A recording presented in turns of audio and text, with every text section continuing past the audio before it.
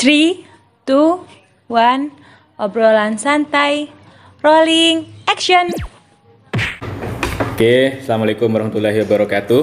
Waalaikumsalam warahmatullahi wabarakatuh. Nah, selamat pagi Pak Hasin, Uli. Pagi Mas Anwar. Kita ini ketemu lagi nih dengan Pak Hasin ya. Sudah mudah-mudahan tidak bosan teman-teman. Karena kali ini kita akan bahas informasi yang lagi hangat-hangatnya Pak ya. Iya. Informasi ini mungkin ada yang sebagian mahasiswa yang senang gitu Pak. Mungkin ada yang kurang berkenan. Mungkin kita bahas ini ya. Informasinya tentang kebijakan asrama yang sudah diupdate Pak ya, sudah diubah.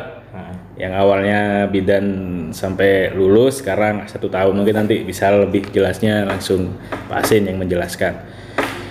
Iya, ini perkenalkan dulu ya, kalau Pak Hasin mungkin teman-teman sudah banyak yang paham. Nah ini ada Uli atau Aulia, bisa perkenalan dulu Uli. Assalamualaikum warahmatullahi wabarakatuh. Waalaikumsalam warahmatullahi wabarakatuh. Saya Aulia Fadriani Ilmi dari Prodi D3 Fisioterapi. Di sini saya sebagai ketua LPM dan mantan mahasiswa asrama. Iya, jadi teman-teman mungkin ini baru pertama nih nongol ya, ketua LPM Suara NHM. Nah, jadi memang kebanyakan dari awal sampai sekarang ini lebih banyak di belakang layar dan sekarang nongol. Tapi nanti kita ada sesi yang memang kayaknya banyak yang minta saya yang di podcast gitu Pak. Betul. Nanti Saya siap jadi host. Nanti ya. tapi nanti. Aduh ya. Mungkin langsung saja Pak. Ini pertanyaan awal ini kan memang kebijakan yang baru ini asrama 1 tahun ini. Pertama mungkin maksud dan tujuan teman-teman mahasiswa cewek ya Pak, mahasiswa wanita ini harus masuk asrama 1 tahun nih gimana Pak? Iya, makasih Pak Akbar sudah diundang di acara podcast Suara NHM, luar biasa. Kebetulan saya juga atas nama pimpinan institusi Stikes Muda Seda Madura ingin memberikan klarifikasi, karena memang kami kemarin sempat menyampaikan kepada mahasiswa tentang revisi atau update perubahan kebijakan masuk asrama. Yang awalnya sejak tahun 2005, itu sejak berdirinya Akbid Muda Seda Madura, itu adalah cikal bakal aturan ini dibuat, yaitu mahasiswa wajib masuk asrama mulai dari semester 1 sampai dengan semester 6. Kemudian dalam setiap tahun perkembangannya selalu kita melakukan sebuah inovasi-inovasi supaya mahasiswa yang tinggal di asrama ini menjadi lebih baik, kerasan, dan memenuhi semua sarana prasarana yang ada. Tetapi kemudian dalam perjalanannya adanya prodi baru yang selain kebidanan ini ternyata kemudian kami dari lembaga dan juga yayasan berpikir bahwa pentingnya sebuah konsep pendidikan karakter bagi mahasiswa, karena kebetulan kita hanya bisa menampung mahasiswa yang cewek. Akhirnya kita wajibkan mahasiswa Stikes Muda Seda Madura seluruh prodi untuk tahun pertama kecuali yang kebidanan itu menempati asrama dengan maksud untuk pendidikan karakter selama 1 tahun. Sedangkan untuk yang cowok memang kami masih terkendala terkait dengan tempat, sehingga untuk yang cowok ini memang tidak ada kebijakan wajib masuk asrama, hanya yang cewek saja. Nah, pada beberapa tahun terakhir ini memang ada masukan dari terutama dari mahasiswa gitu ya, kemudian dari rekan-rekan NHM sendiri, alumni. Kalau orang tua terus terang Pak Akbar memang mayoritas mengharapkan mahasiswa ini pinginnya di asrama sampai lulus. Karena pasti dijaga kan. Nah, betul. Ya, memang kita konsep di asrama itu keluarnya 1 minggu sekali, bermalamnya 2 minggu sekali gitu ya. Kemudian ada pembatasan jam kunjung segala macam. Nampaknya ini memang menjadi sebuah wajar lah Pak Akbar ya. Dalam sebuah kebijakan pasti ada namanya pro dan kontra. Bagi mereka yang menginginkan kebebasan, ini dianggap sebagai sesuatu yang tidak nyaman gitu ya. Tapi bagi orang tua yang menginginkan keamanan bagi anak-anaknya, konsep asrama ini apalagi ditambah dengan pendidikan karakter ini menjadi hal yang luar biasa. Orang tua menjadi tenang gitu ya. Dan satu hal lagi yang mungkin perlu kita sampaikan adalah efisiensi Pak Akbar. Jadi kalau kita hitung misalnya tinggal di kosan atau di kontrakan itu rata-rata kalau ngekos itu kan per bulan bisa sampai berapa ya, 300-400 ya. Iya, sejuta lebih lah ya, sama biaya belum makannya ya 3 kali sehari, sedangkan di asrama kita awalnya 600 kemudian menjadi 700 itu kan apa ya, orang tua berpikir lebih hemat juga gitu ya, lebih hemat juga, sehingga menjadi hal yang apa namanya lebih aman, yang kedua lebih efisien juga secara biaya. Itu Pak Akbar yang perlu saya sampaikan, kenapa kita kemudian menggunakan konsep asrama seperti itu. Iya, jadi memang tujuannya banyak dan manfaatnya juga banyak, Pak. Iya, Yang paling penting juga masalah pendidikan karakter itu kan, Pak ya. Iya, betul. Juga ya menghemat banget, Pak. Iya. Kalau boleh tahu sekitar 700. Iya, 700, kemudian yang terakhir ini kita naikkan 750. 750 Iya. dan itu kalau saya sih kalau ada asrama, kalau boleh tinggal di asrama dengan biaya seperti itu mau, Pak. Iya, betul. Ya, ini langsung ke Uli nih, mantan penghuni asrama gitu. Gimana, Li? Apa saja yang didapatkan selama di asrama itu, Li? Banyak Pak, apalagi nilai-nilai positif. Bener kata Pak Hasyim tadi, banyak di sana kita banyak diajarkan tentang pendidikan karakter, salah satunya disiplin dalam hal waktu kan. Sholat juga ya? Iya Pak, sholat. Itu sholat tuh harus tepat waktu. Ada program sendiri di asrama itu Pak. Ada sholat malam gitu, sholat malam sampai sholat subuh. Terus ada sholat duha juga, sama setiap maghrib. Kalau ini sholat maghrib setelah selesainya itu ada pembacaan Al-Quran bersama dan sampai sholat isya seperti itu Bapak. Iya, artinya memang betul-betul di apa ya Pak ya, betul-betul di pendidikan karakternya memang betul-betul ditingkatkan di situ. Semi pondok pesantren juga. Iya, semi pondok pesantren. Ada unsur kesananya juga Pak. Nah, Uli, kerasan nggak tinggal di asrama itu, Li? Kerasan banget Pak, kerasan banget. Iya, artinya kan teman juga banyak di situ kan ya. Iya. Terus ada wifi-nya juga, Uli? Ada Pak, tapi kan kita di awal 3 bulan pertama itu tidak diperbolehkan membawa alat komunikasi Bapak. Jadi ya, setelah itu boleh. Ya, setelah itu dan boleh. bisa itu juga setelah salah masa satu karantina itu. Iya, salah satu fasilitas Pak ya dari berbagai macam fasilitas itu Pak. Iya. Nah, ini terkait kebijakan yang baru Pak. Iya. Kenapa dirubah? Iya. Jadi seperti yang saya sampaikan tadi Pak Akbar, bahwa berdasarkan masukan dari berbagai pihak, memang kita menimbang untung dan ruginya, terutama bagi mereka yang rumahnya di dalam kota Bangkalan, itu masuk ke kebidanan, itu kadang-kadang memang mengharapkan jangan sampai lulus begitu ya, artinya mereka tinggal di rumah. Cuman memang ada kekurangannya juga Pak, ketika kemudian perubahan itu orang tua nih banyak yang telepon ke saya menghubungi, Pak, gimana ini anak saya maunya dimasukkan ke Mudia ini kan pinginnya aman gitu ya, sampai lulus 3 tahun atau 4 tahun kalau yang bertempat kebidanan. Dan saya bilang dan saya sampaikan juga kepada rekan-rekan Sivitas Akademik NHM bahwa kebijakan tersebut kita revisi, maksudnya adalah kewajiban itu hanya 1 tahun. Ini yang penting Mbak Akbar. Kewajiban untuk tinggal di asrama hanya 1 tahun. Tetapi jika kemudian mereka, terutama orang tua dan mahasiswa, apabila mau melanjutkan sampai lulus, kami sangat apresiasi dan kami siapkan fasilitasnya begitu.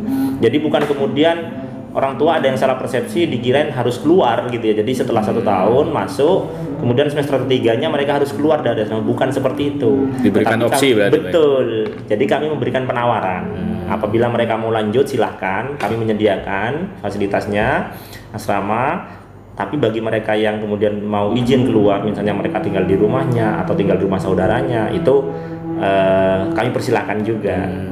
Seperti itu Pak Akbar. Kuncinya adalah kami memberikan opsi atau pilihan. Iya. Boleh tetap tinggal di asrama atau boleh mereka memilih tinggal di luar asrama, bagi mereka yang kebidanan maupun yang non kebidanan. Seperti itu Pak Akbar prinsipnya. Dan itu artinya itu sudah disetujui oleh orang tua maupun mahasiswa Pak, kebijakan yang seperti itu Pak? Ya, memang untuk mahasiswa kebidanan ini sangat bervariasi Pak Akbar ya. Memang ada dua kelompok dalam tanda kutip, ada yang mereka pro, ada yang kontra gitu ya. Yang pro memang mereka yang menginginkan tinggal di asrama itu sebagai sebuah kebutuhan ya, Iya. dalam arti saya butuh untuk tadi itu mandiri, katanya Mbak Uli tadi mandiri, apa istilahnya, disiplin, kemudian sosialnya juga lebih banyak karena sahabat-sahabatnya lebih banyak. Jadi sedangkan kelompok yang kontra itu mereka yang cenderung menginginkan kebebasan. Oleh karena itu kami mencoba memfasilitasi. Jadi di tahun kedua jika mereka masih menginginkan, orang tua juga masih menginginkan untuk mahasiswa kebidanan ini tinggal di asrama, ya insya Allah kami siapkan dan kami apresiasi. Seperti itu Pak. Iya, untuk kalau seperti itu artinya untuk kapasitas nih Pak, kapasitas kamar ataupun ruangan itu apa bisa terpenuhi, atau karena mungkin apa ya Pak ya, khawatirnya juga kurang artinya juga banyak kamar yang kosong kalau seperti itu Pak. Iya, nah itu gimana Pak?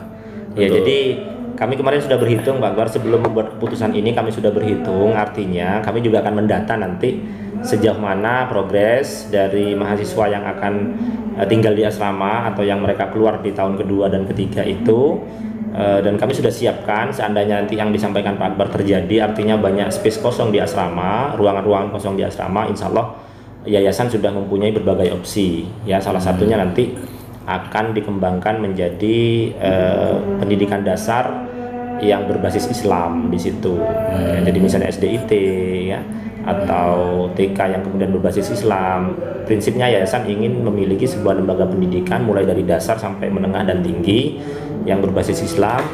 Salah satunya untuk mendukung program pendidikan karakter mulai dari usia dini. Seperti itu Pak Akbar. Salah satunya yang disiapkan oleh yayasan.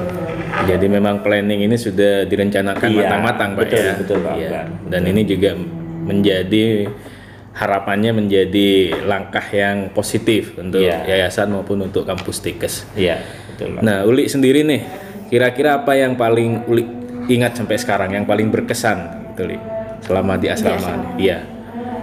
Mungkin apa dibangun subuh atau apa mungkin yang paling berkesan pengalaman yang paling berkesan paling berkesan itu ketika ngantri di kamar mandi. itu Iya betul itu. Iya Pak, ngantri di kamar mandi itu gantian, apalagi pas sakit perut gitu. Pas yang ada WC-nya itu kan cuma 4 Pak, jadinya gantian gitu. Terus setiap kamar mandi itu dikasih nama kamar gitu Pak, jadi nggak boleh itu ke kamar mandinya kamar lain gitu, kecuali izin dulu ke ketua kamarnya gitu Pak. Ada pendidikan karakternya juga kan di situ, iya. Pak. Jadi emang harus di situ dididik untuk terbiasa budaya antri kan. Dan saling menghargai. Iya.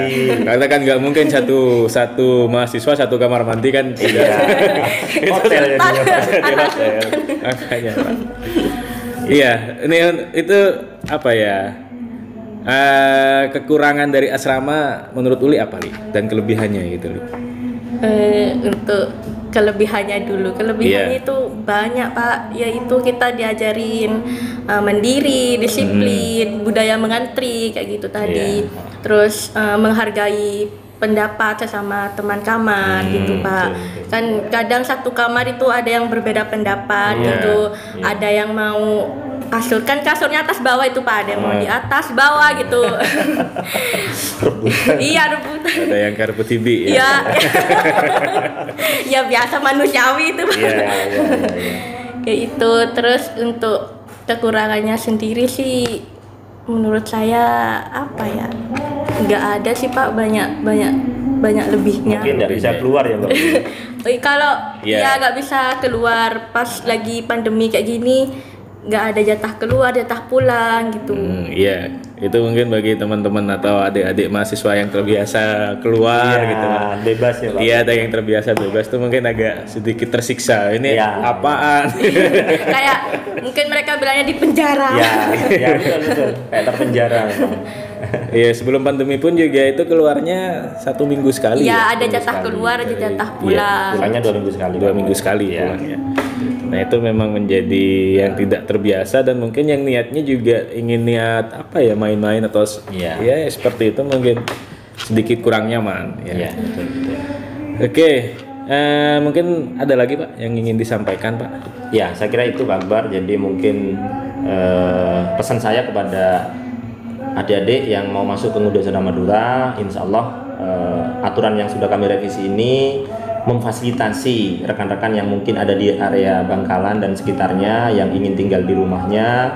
Insya Allah mulai tahun ini aturan wajib di asrama hanya 1 tahun. Kemudian untuk tahun kedua dan ketiga sampai lulus nanti itu adalah opsional. Silahkan boleh tetap tinggal di asrama, kami akan tetap memfasilitasi. Ada juga misalnya yang mau keluar dari asrama juga akan kami persilahkan, seperti itu Pak Akbar. Mudah-mudahan usaha kami ini kemudian mendapat respon positif dari mahasiswa maupun calon mahasiswa yang akan masuk ke Stikes Muda Seda Madura. Iya. Itu yang diberi opsi untuk mahasiswa kebidanan atau seluruh mahasiswa Pak? Yang diberi opsi untuk perpanjangan? Opsi perpanjangan semua mahasiswa boleh. Semua mahasiswa. Jadi misalnya mahasiswa non kebidanan mau masuk asrama lagi di tahun kedua, ketiga sampai lulus, boleh juga Pak Akbar, seperti itu. Oke, biayanya tetap atau ada kira-kira kemungkinan nambah atau gimana Pak? Insya Allah nanti akan kami lakukan penghitungan ulang Pak Akbar, karena otomatis kan pembaginya juga semakin berkurang nih. Sebelumnya banyak menjadi berkurang, ini juga akan mempengaruhi kondisi keuangan di asrama. Tetapi kami akan berusaha untuk seefisien mungkin Pak Akbar. Seperti itu. Itu juga sehari makan 3 kali Pak ya? Tetap, iya. Sehari makan 3 kali, ada wifi-nya juga. Iya. Listrik, air gak usah, itu sudah free Pak ya, termasuk itu ya. 24 jam Pak. 24 jam. Iya. Oke, Uli mungkin ada yang ingin disampaikan, Li? Untuk teman-teman yang mau masuk asrama itu. Iya. Ya, nggak apa-apa sih ini. Nggak usah takut masuk asrama, nggak usah takut sama berita-berita yang beredar bahwa asrama di Ngudia itu gini-gini gitu. Itu nggak usah dihiraukan aja. Yang penting kalian itu masuk kuliah sama asramanya itu niat. Terus ini selalu berpikiran positif, ambil hikmahnya aja. Setuju. Sama jalanin aja. Udah pasti enak pasti ya. Enak, dan itu pasti berkesan ya setelah keluar mungkin awal-awal sulit adaptasinya sulit beradaptasi awalnya. Keluar tuh pasti banyak yang nangis gitu. Kepikiran orang tua di rumah gitu, kepikiran saudara. Karena saudara ya. Apalagi cewek kan, cewek itu kalau sudah erat kan dekat banget ya. Oke. Cukup sekian Mbak ya, dan cukup sekian teman-teman podcast kita kali ini, karena memang dari awal rencananya memang singkat Pak ya, podcast singkat untuk menjelaskan kebijakan asrama yang baru. Oke, terima kasih Pak Hasin ya atas penjelasannya. Terima kasih Uli sudah mau bergabung. Ya, sekian dulu teman-teman, terima kasih. Akhirul kalam, wassalamualaikum warahmatullahi wabarakatuh. Waalaikumsalam warahmatullahi wabarakatuh.